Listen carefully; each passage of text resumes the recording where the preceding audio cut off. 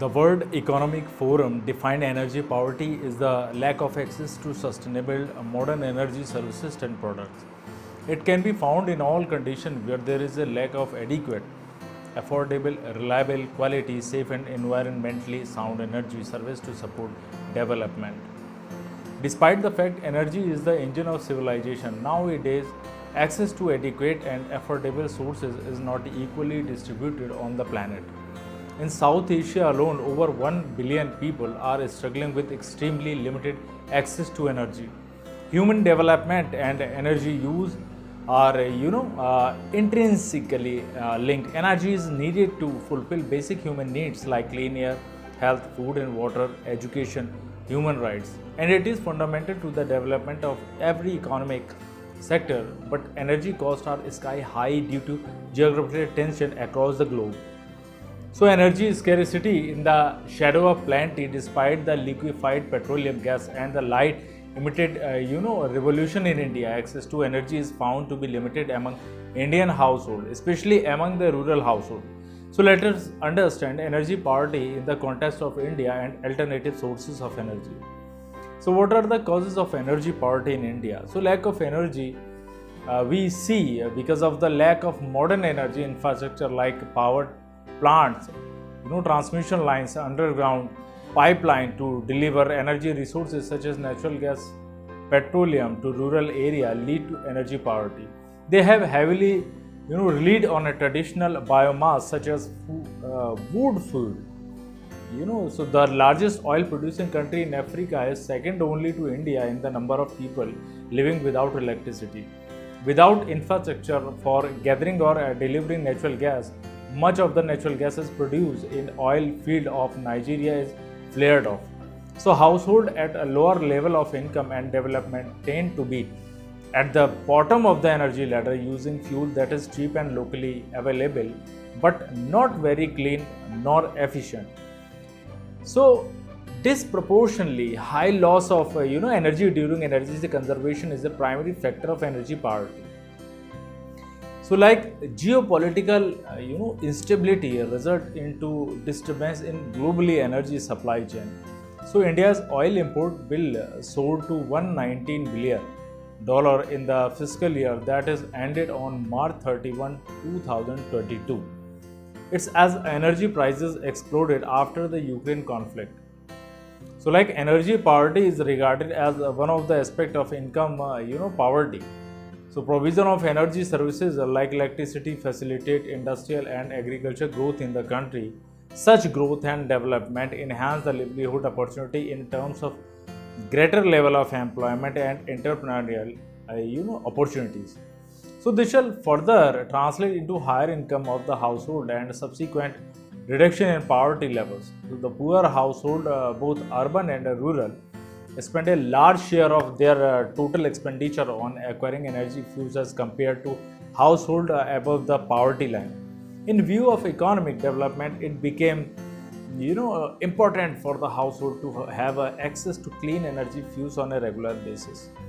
So insufficient energy usually translates into the impossibility to develop agriculture and manufacturing, thus trapping the energy poverty affected population trapped in a vicious circle.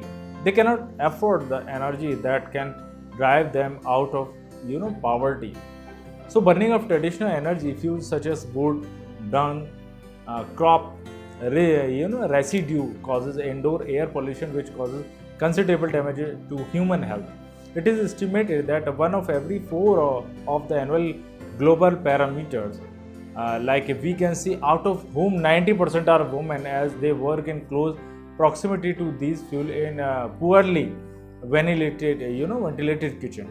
So escalation in energy demand continue to depend on fossil based fuels for energy generation, and transportation is not only depleting natural resources but is resulting in a steady increase of carbon dioxide emission, by which is responsible for increasing average global temperatures. So concentration level of greenhouses gases are rising steadily. So powerful platforms like the G20 and the BRIC need to focus more on energy access, poverty and security.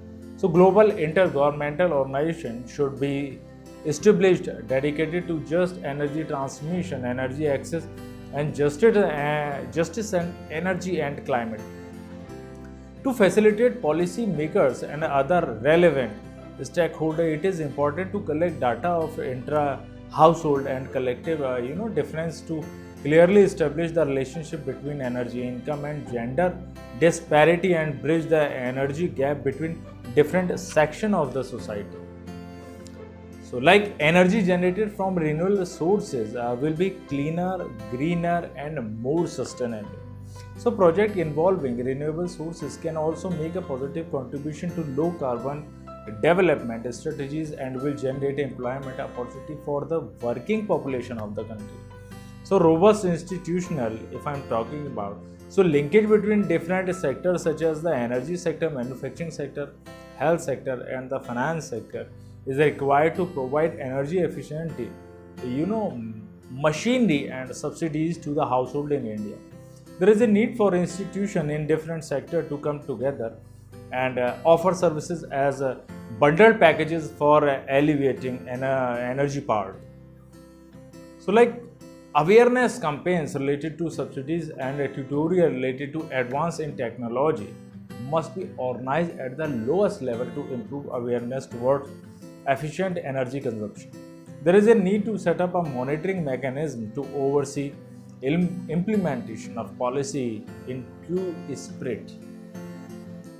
So, like Pradhan Mantri Sahaj Bijli Har Ghar Yojana, so Green Energy Corridor, National Smart Grid Mission, and Smart Meter National Program Renewable Energy, so National Solar Mission, Energy Biofuels Policy and State Small Hydropower, National Hydrogen Mission, so Production Linked Incentive Scheme, like Unnat Jyoti Bai Affordable LED for all, so Pradhan Mantri Ujjwala Yojana, so like industry, decarbonization, if I'm talking about the perform, achieve and trade sustainable transport, it's a faster adoption and manufacturing of electric vehicle.